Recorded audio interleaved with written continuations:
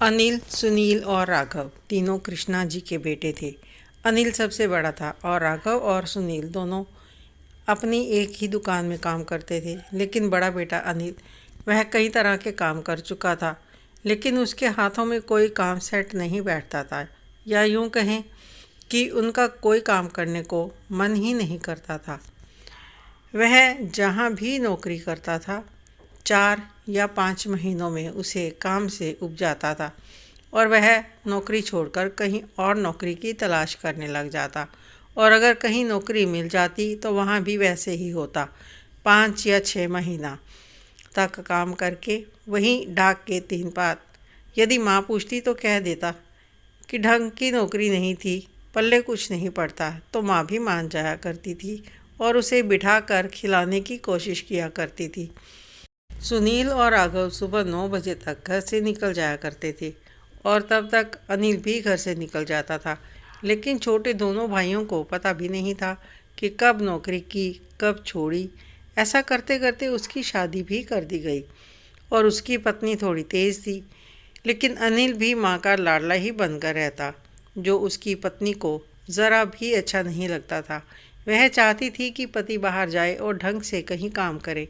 शादी के बाद भी वह कई बार नौकरी बदल चुका था। उसे कहीं भी कोई काम अच्छा नहीं लगता था। फिर जब उसकी पत्नी ने सास से कहा कि वह घर से अलग होकर रहना चाहती है, क्योंकि अनिल घर से बाहर निकलना ही नहीं चाहता।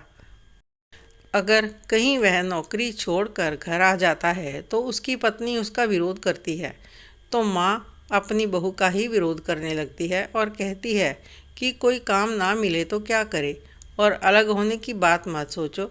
अगर तुम अलग हो जाती हो तो खर्चे तो बढ़ जाएंगे। अभी तो तुम घर में हो तो तुम्हें 2 समय का खाना तो मिल रहा है ना। एक बार नौकरी लग जाने दो, तो फिर अलग होने का सोच लेना। ठीक है माँ जी, 1 महीने तक का समय देती हूँ। अगर कोई काम नहीं मिलता तो मैं मायके चली जाऊँगी और वापस नहीं आऊँगी। अगर कोई काम वाम नहीं करना था तो शादी क्यों की। यहाँ पर मैं देवरों की कमाई की रोटियाँ नहीं खाऊँगी। अगर ये खिला सकते हैं तो ठीक है, वरना बाद में मुझे मत कहना कि मैंने क्या किया। और वह अपने कमरे में चली जाती है।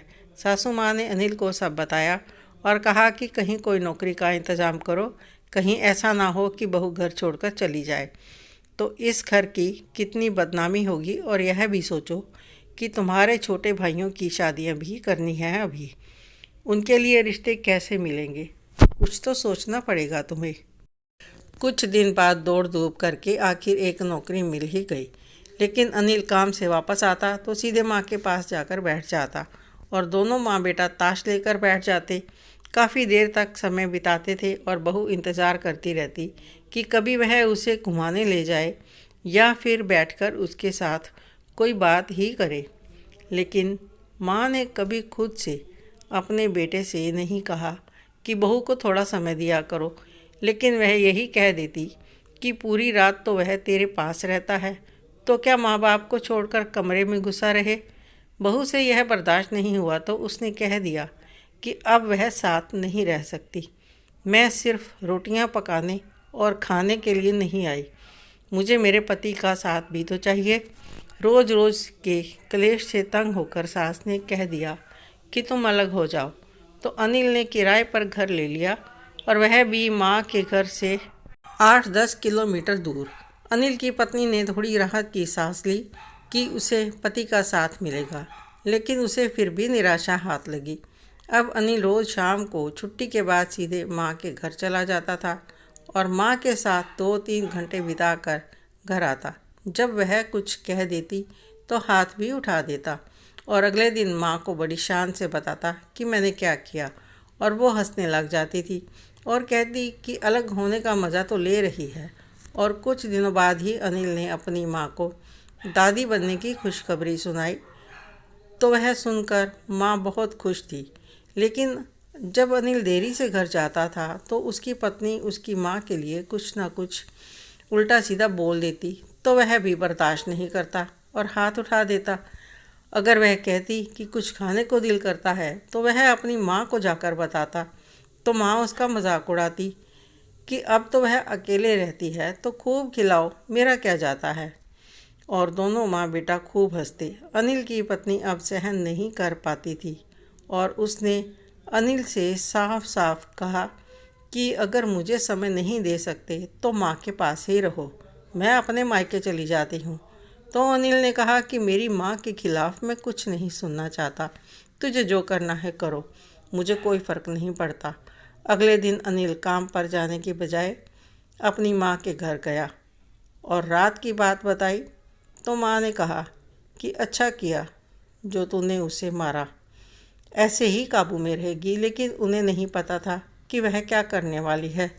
उसने फ़ोन करके अपने भाई को बुलाया और उसके साथ मायके चली गई। उसने अपने माता पिता से कह दिया कि वह दोबारा अपने पति के पास नहीं जाएगी।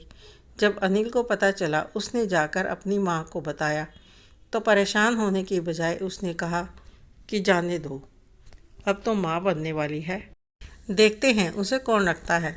कुछ दिन ही बीते थे और अनिल की पत्नी का बच्चा भी अभी कुछ ही दिनों का था। तो उसने जाकर डॉक्टर से सलाह ली कि वह इस बच्चे को रखना नहीं चाहती, मुझे दवाई दे दीजिए।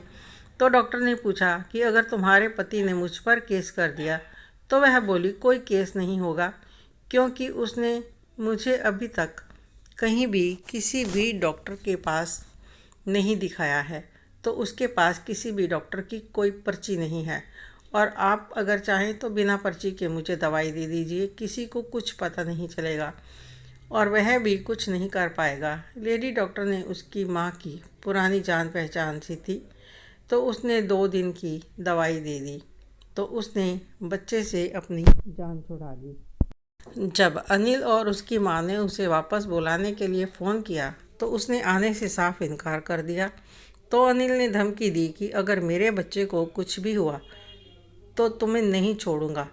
तो वह बोली मेरे पास कोई बच्चा नहीं है, अगर तुम किसी धोखे में हो तो रहो। जो अपना और अपनी पत्नी का खर्चा नहीं उठा सकता वह अपने बच्चों की जिम्मेदारी क्या उठाएगा। और मैं प्रेग्नेंट हूँ या नहीं इसका तुम्हारे पास कोई भी सबूत नहीं है, क्योंकि तुम मुझे अभी तक किसी डॉक्टर के पास भी नहीं लेकर गए। तो बेहतर यही है कि मैं तुम्हें तलाक दे देती हूँ और मुझे भूल जाओ, मैं तुम्हारे पास दोबारा नहीं आने वाली और तलाक के पेपर्स जल्द ही तुम्हारे पास पहुँच जाएंगे, उन पर साइन कर दोगे तो अच्छा रहेगा। वह बोला कि मैं तुम पर बच्चे की हत्या करने का केस कर दूंगा, जो तुमसे बन पड़े कर लेना, क्योंकि मैं तुम्हें जान गई हूँ कि तुम खुद के लिए कमा नहीं सकते, केस करने के लिए क्या कमाओगे। एक वकील से मिलकर अनिल को उसकी पत्नी ने तलाक के पेपर्स भेज दिए। अनिल के पास उन पर साइन करने के अलावा और कोई चारा नहीं था। उसने चुपचाप साइन करके पेपर्स वापस भेज दिए। आपको यह कहानी कैसी लगी कमेंट करके अवश्य बताएं। अच्छी लगी हो तो लाइक करें, शेयर करें, सब्सक्राइब अवश्य करें। धन्यवाद।